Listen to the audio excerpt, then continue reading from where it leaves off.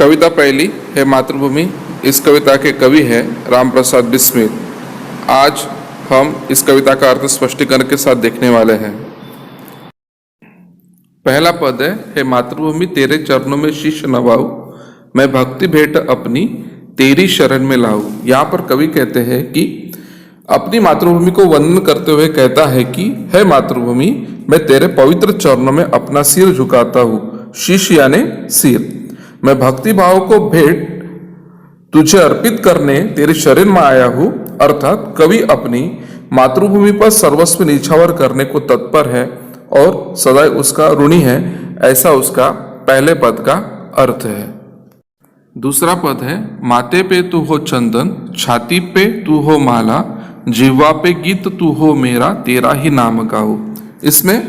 इस पद में कवि अपनी मातृभूमि से कहता है कि मेरे माथे का चंदन अर्थात तिलक, छाती अर्थात गले की माला व जिह्वा अर्थात जुबान पर जो गीत है वह सब कुछ तुम्हारे नाम का ही है, ऐसा मातृभूमि को कहना चाहते हैं। और वे कहते हैं कि मैं सदैव तुम्हारा ही गुणगान करूं। अर्थात कवि अपनी मातृभूमि के प्रति पूर्णतः समर्पित है, ऐसा उनका कहना है। तीसरा पद है, जिससे सपूत उपजे श्री राम कृष्ण जैसे, उस धूल को मैं तेरी निज शीश पे चढ़ाऊं। कवि अपनी मातृभूमि से कहना चाहते हैं कि जिस भूमि पर राम व कृष्ण जैसे सपूतों का जन्म हुआ है, सपूत यानी अच्छे पुरुष, उसकी धूल को मैं अपने सिर पर चढ़ाना चाहता हूं। क्योंकि उनका जन्म इस मातृभूमि में हुआ है, इसलिए वो उसकी धूल अपने माथे पर लगाना चाहते हैं। अर्थात कवि अपनी मातृभूमि की महानता के आगे नतमस्तक है, ऐसा इस पद के द्वारा प्रतीत होता है। चौथा पद है, माई समुद्र जिसकी पदरज को नित्य धोकर, करता प्रणाम तुझको मैं वह चरण दबाऊं।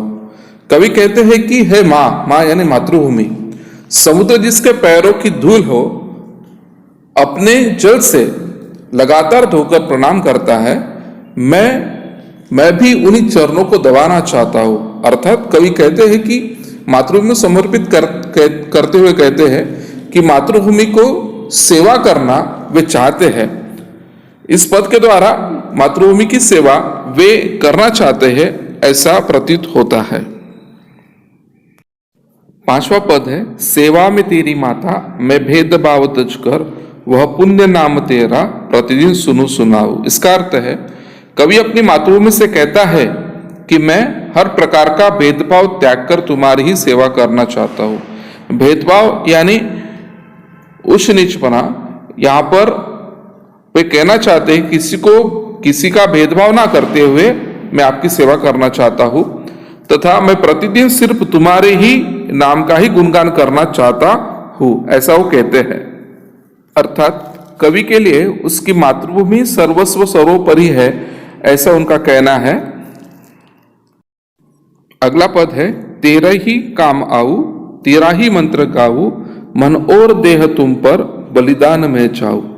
कवि मातृभूमि से कहता है कि मैं तेरे काम आना चाहता हूं और तेरे ही नाम का मंत्र गाना चाहता हूं। अर्थात आजीवन तुम्हारा ही गुणगान करते रहना चाहता हूं। अर्थात वे कहते हैं कि मैं जब तक जिंदा हूं तब तक मेरा जीवन पूरा तुम्हारे लिए समर्पित है, मातृभूमि के लिए समर्पित है, ऐसा कहते हैं। और आगे कहते हैं कि मैं अपना तन और मन दोनों तुम पर निछावर कर देना चाहता हूं। अर्थात वे कहते हैं कि कवि अपनी मातृभूमि की सेवा तन मन धन से समर्पित करने को तैयार है, ऐसा इस पद के द्वारा प्रतीत होता है। इस कविता के सभी पदों का अर्थ इस वीडियो के माध्यम से आपको समझ कर लेना है और अपनी कॉपी में इसका अर्थ लिखना है।